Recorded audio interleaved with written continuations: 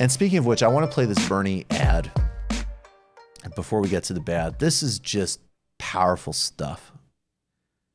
And again, I think it's so powerful because it's a perfect proxy.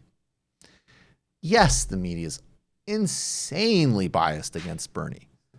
They're biased against Bernie on an ideological level. They're biased against Bernie on a really disgusting, grotesque personal level. Some of it is anti-Semitism.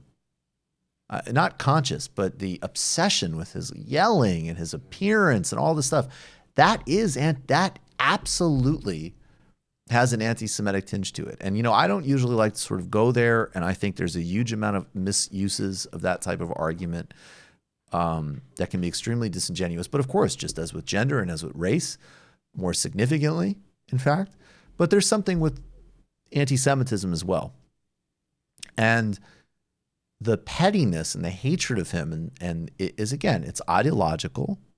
He's an actual threat. Don't listen to anybody who tells you that Warren and he represent the same type of threat. It's delusional.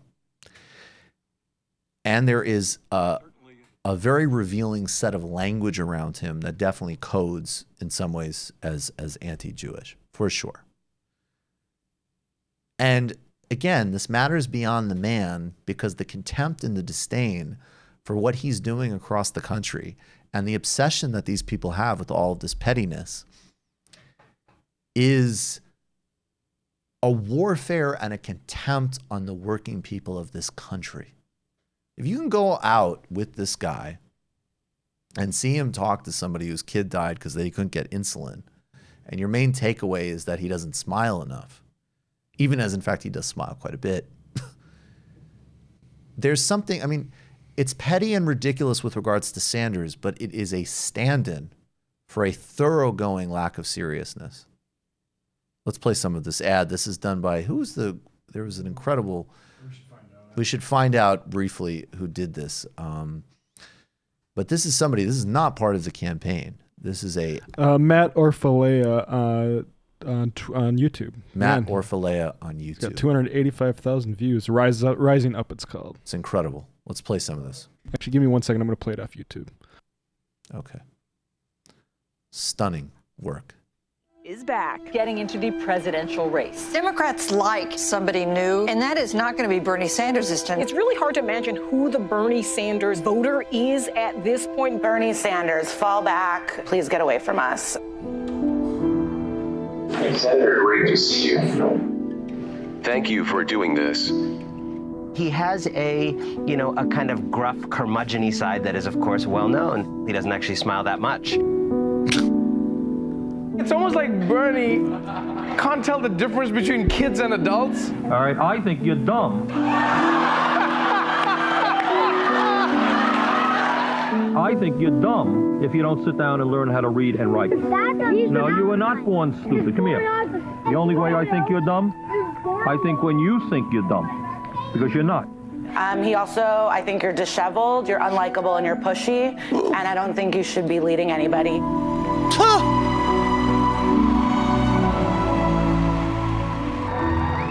How old is too old?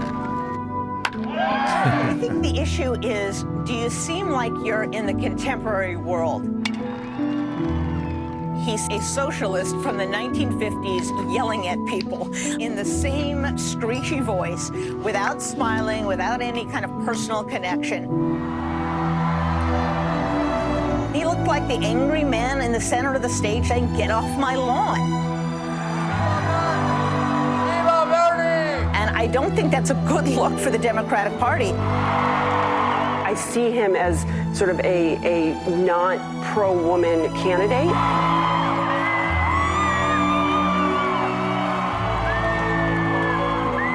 You may have heard the term Bernie bro. The Bernie bro, right? Somebody who's a bit younger, whiter, I think, than the overall Democratic primary. I'm with my magnificent vanilla brother named Bernie Sanders.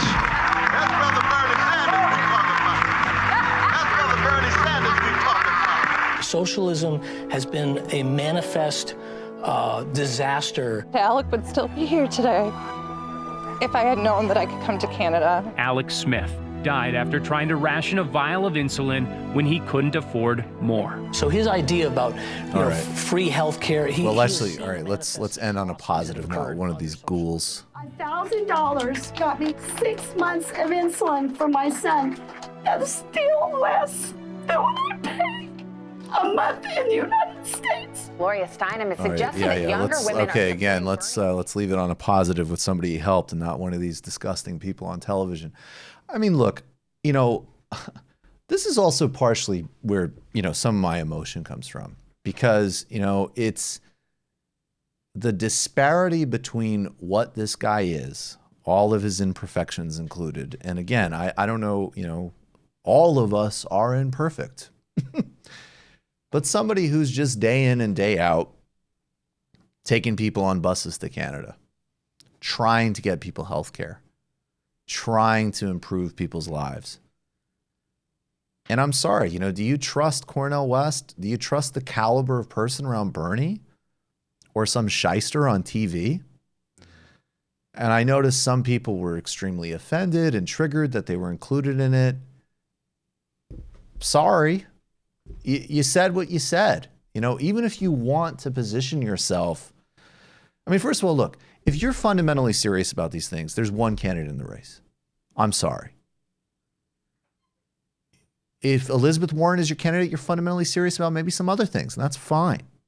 But you are not fundamentally serious about structural changes in the economy. You're fundamentally serious about the thoughtful part of the Financial Times editorial page, which says, whoa, we need to go back to some other form of capitalism that's slightly less predatory. Now, the practical objection is, I don't know how you do that, frankly, in a global world. I think that's actually where some of the voices on the neoliberal right have some points in very disturbing ways. I think you can regulate. I think you can do some of those things. I don't think you can recreate a happy stakeholder balance in quite the same way that you could have in the past. You need real fundamental power shift.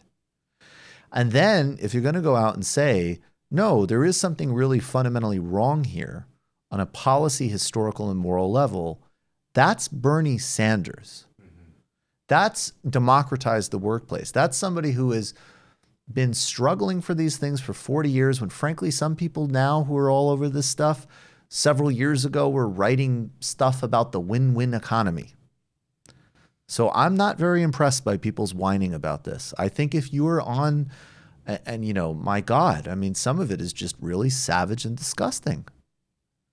And I mean, you kidding? Jennifer Rubin? And Jennifer Rubin's primary contribution to public life is promoting war in dreary columns in the Washington Post, which she perches at the height of delusional warmongering, and has, of course, discovered that, Donald Trump is a very uncouth man.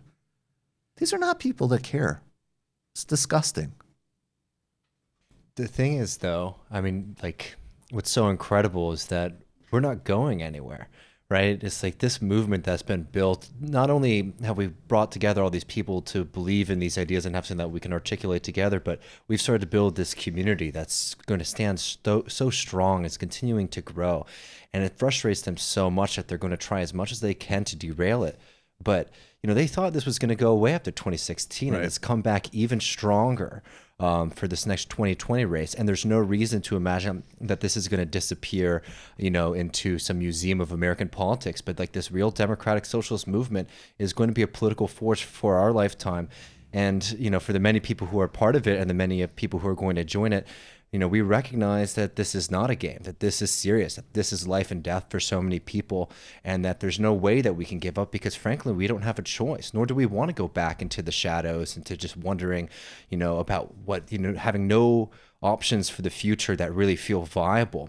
Right now, we have people across the country who are so motivated, and there's so much change and so many victories that we're going to win, and we're going to continue to win. And they're just not going to be able to stop us, no matter how many people they have on MSNBC or in CNN or in positions of power. This grassroots movement, this not me, us, is going to be a factor in American politics for a very long time. I agree. And I reject essentialism, but it's so hard to watch that and not say how many of these people are rich kids. Mm-hmm. It's Absolutely. it just reeks of the most grotesque, thoroughgoing privilege of people who've never had to worry about anything. Exactly. And I mean, exactly in the way that, this movement is so dismissed, where if you spend any time in like real working class America, people love Bernie. People love this movement, and people really do want change. I mean, I've been hearing people talking about the need for universal health care since I was a little kid, and I grew up a poor white trash kid in the South, right? That's been a part of these communities for a long time, realizing that there's something wrong, and we've just needed an opportunity for all these people to come together and to build, some form of unity. And look at how quickly a multiracial working class base, which is literally strategically and morally what's necessary for any kind of win, gets completely erased when it's attached to a actual challenger candidate that pundits loathe on ideological and personal level. And I don't know how much this bleeds into like worry about access and social networks, but it's personal, it's disgusting, it's grotesque. Share that ad. It's very important. You just watched a Michael Brooks show video. Subscribe to get them all. Why wouldn't you? Don't be foolish. Click subscribe below and become a patron as well. Patreon.com/TMBS. Thanks, everybody.